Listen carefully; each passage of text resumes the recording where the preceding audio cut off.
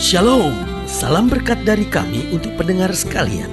Saat ini pendengar akan diberkati dengan program Hari Ini Harinya Tuhan bagian yang ke-8. Sebuah program rohani tentang doktrin Alkitab yang menolong kita untuk semakin tertanam dalam kebenaran firman dan bertumbuh dalam kemuliaan. Bersama hambanya, Pendeta Gilbert Lumwendong, STH. Banyak orang merasa doktrin Alkitab sebagai sesuatu yang membingungkan. Tetapi tahukah saudara bahwa doktrin Alkitab intinya adalah memahami Alkitab dengan benar, dengan pemahaman yang sistematis, sehingga kita terus dapat tertanam di dalam kebenaran firman, sehingga kita terus bertumbuh di dalam kemuliaan Allah. Buka hati saudara sekalian untuk menerima berkat-berkat firman-Nya hari ini. Dunia ini sedang kehilangan orang-orang bijaksana.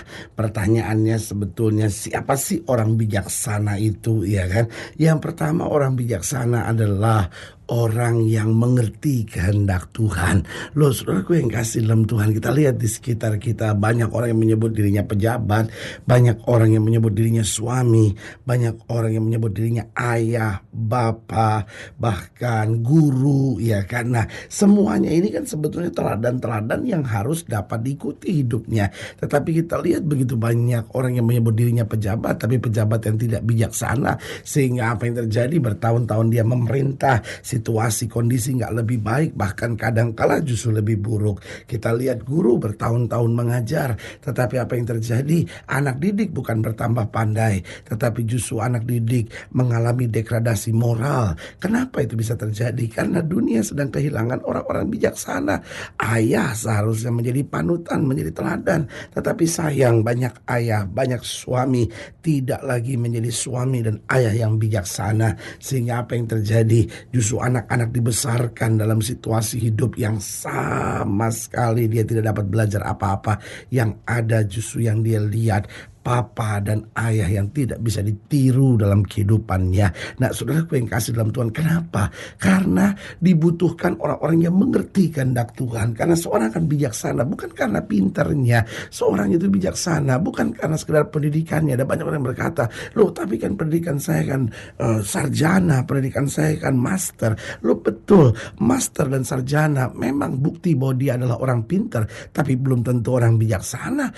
Banyak situasi menjadi lebih buruk bukan karena orang bodoh. Banyak situasi lebih buruk terjadi karena orang-orang pinter yang tidak bijaksana. Nah, saudaraku yang kasih dalam Tuhan, siapa itu orang yang bijaksana? Jelas yang pertama adalah orang yang mengerti kehendak Tuhan, sehingga dia hidup bukan sekedar untuk mengembangkan karirnya, tapi dia hidup untuk menjalani kehendak Tuhan yang sempurna dalam hidupnya. Yang kedua, siapa sih orang bijaksana itu? Yang kedua adalah orang yang dapat mengendalikan diri. Karena orang yang dapat mengendalikan diri, saya sebut orang bijaksana. Terlampau banyak orang yang hari-hari ini mengumbar emosinya, terlampau banyak orang yang hari-hari ini mengumbar nafsunya, tidak bisa mengendalikan dirinya sendiri. Orang-orang seperti itu hanyalah orang-orang yang menghancurkan generasi. Tetapi saudaraku yang kasih dalam Tuhan, orang-orang yang mengendalikan diri akan membawa hadirat Tuhan dimanapun Tuhan tempatkan. Haleluya. Dan yang ketiga, siapa itu orang yang bijaksana? Adalah orang yang memikirkan kepentingan orang lain.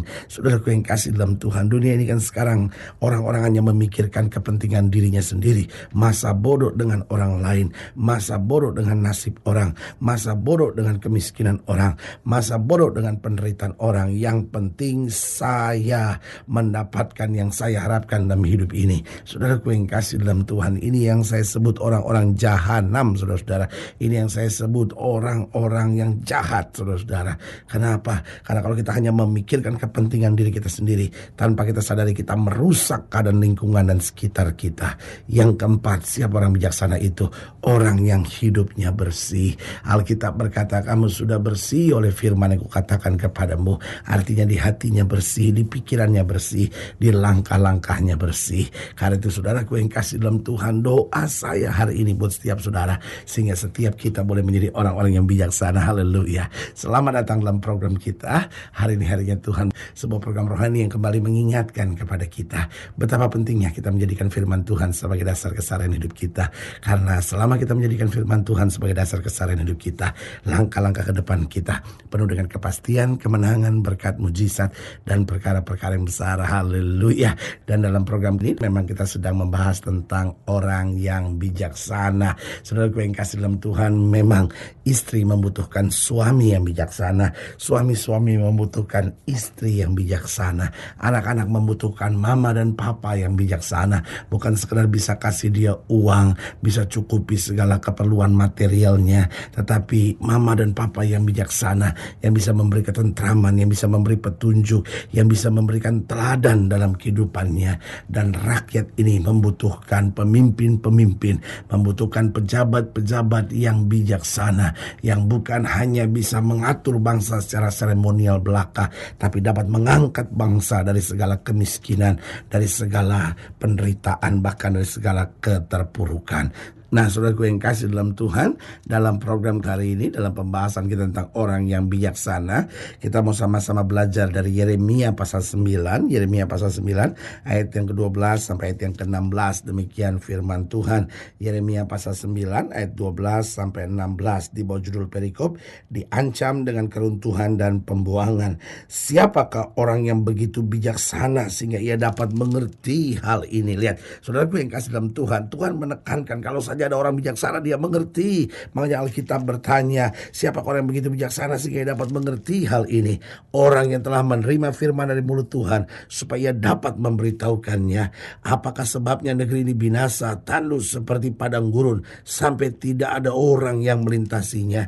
Berfirmanlah Tuhan, oleh karena mereka meninggalkan Tauratku yang telah kuserahkan kepada mereka, dan oleh karena mereka tidak mendengarkan suaraku dan tidak mengikutinya, melainkan mengikuti kedegilan hatinya dan mengikuti para Baal seperti yang diajarkan kepada mereka oleh nenek moyang mereka. Ayat 15, sebab itu beginilah firman Tuhan semesta alam Allah Israel, sesungguhnya aku akan memberi bangsa ini makan ipuh dan minum racun. Aku akan menyerahkan mereka ke antara bangsa-bangsa yang tidak dikenal oleh mereka atau oleh nenek moyang mereka, dan aku akan melepas pedang mengejar mereka sampai aku membinasakan mereka. Saudaraku yang kasih dalam Tuhan, Alkitab berkata mereka tidak bijaksana. Kenapa? Karena mereka meninggalkan Taurat Tuhan, sehingga sekarang mereka tidak mengerti penderitaan demi penderitaan yang terjadi.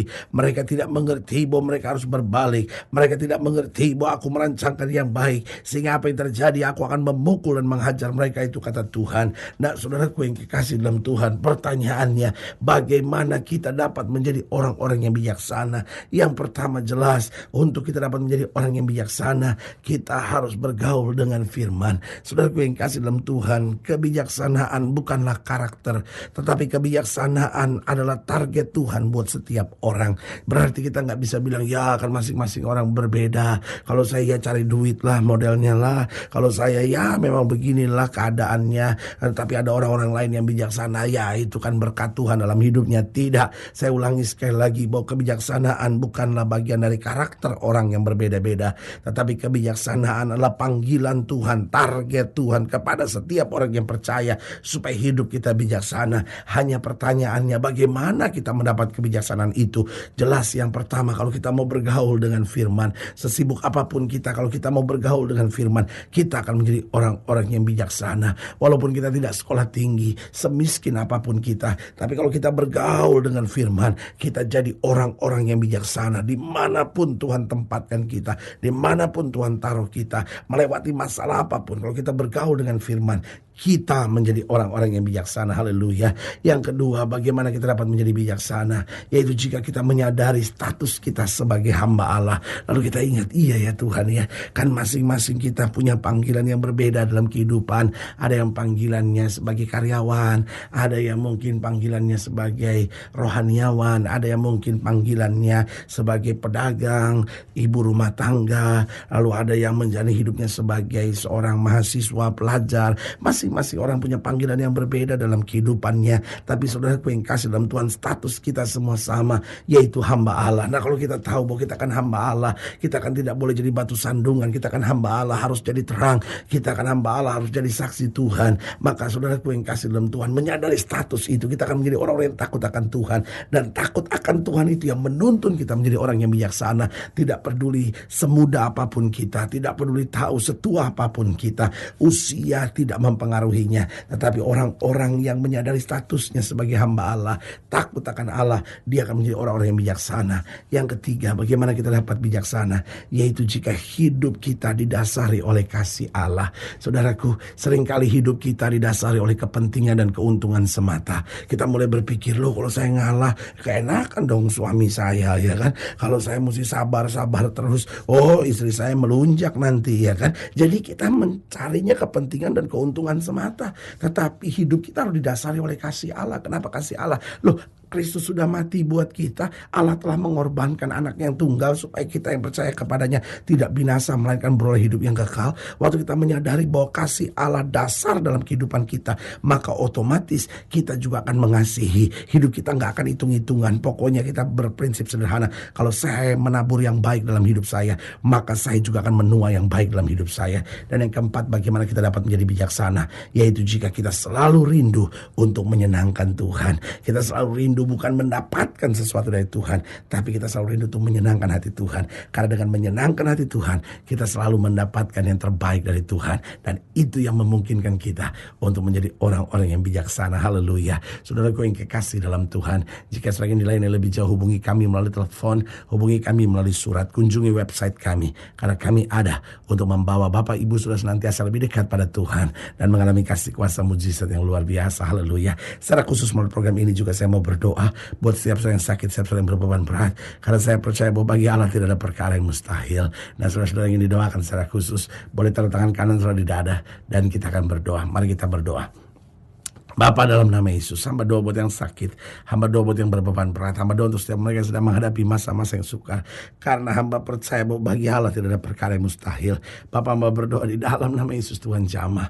Yang sakit Tuhan sembuhkan, yang lemah Tuhan kuatkan, yang susah, yang sedang dalam keadaan tertekan, Tuhan berikan mujizat dalam nama Yesus. Bahkan mereka yang taruh tangan kanan di dada, karena butuh menjadi orang-orang yang bijaksana, butuh jamahan Tuhan secara khusus. Hamba berdoa di dalam nama Yesus, Tuhan jamah. Sehingga hari ini menjadi hari kemuliaan, hari berkat, hari kemenangan, hari di mana kami melihat hal-hal yang dahsyat dari Tuhan. Di dalam nama Yesus kami berdoa. Haleluya. Amin. Saudaraku yang kasih dalam Tuhan, kita sudah berdoa. Ingat, tidak pernah Allah lalai menepati janjinya. Inilah saatnya buat kita untuk bangkit, bersemangat, bersuka cita dalam menghadapi segala perkara. Karena kita tahu Yesuslah kekuatan kita, sumber kemenangan kita, dan baginya tidak ada perkara yang mustahil. Haleluya. Doa saya menyertai saudara. Sampai berjumpa pada program berikut, dan jangan lupa jadikan hari ini harinya Tuhan. Haleluya.